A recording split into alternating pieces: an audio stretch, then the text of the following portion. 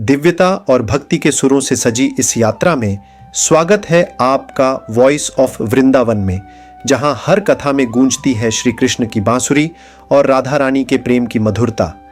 आज की इस कथा में हम सुनेंगे कान्हा की माखन चोरी की दूसरी लीला, जहां बाल कृष्ण अपने ही घर में रचते हैं प्रेम, भक्ति और शरारत से भरी अद्भुत कथा।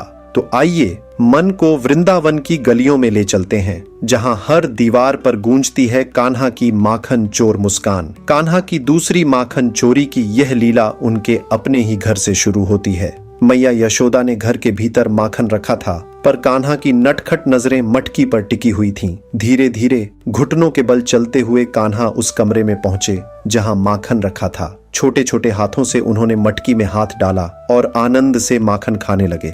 बाल कृष्ण के मुख पर माखन की चमक थी, आंखों में मासूमियत और मन में लीला का आनंद। तभी अचानक मैया यशोदा वहां पहुंच गईं।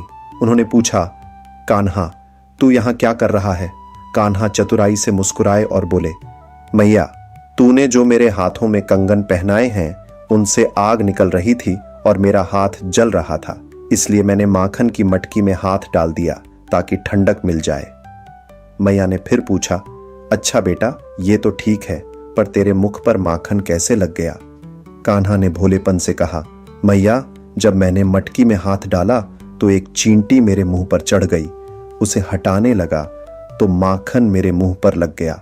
मैया यशोदा उनके भोले चेहरे को देखकर मुस्कुराई और नटखट कान्हा को सीने से लगा लिया, क्योंकि मां जानती थी ये चोरी नहीं, ये तो प्रेम और लीला का खेल है। और यही थी कान्हा की माखन चोरी की दूसरी प्यारी लीला, जहां बाल सुलभ शरारत में भी भक्ति और प्रेम का संदेश छिपा है।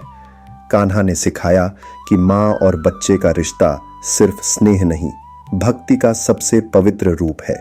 अगर आपको यह कहानी पसंद आई हो तो लाइक करें, कमेंट में बताएं आपको कान्हा की कौन सी बाल लीला सबसे हृदय स्पर्शी लगी, और सब्सक्राइब करें हमारे चैनल वॉइस ऑफ वृंदावन, जहां हर कहानी में बसता है प्रेम, भक्ति और कृष्ण का नाम। जय श्री कृष्ण।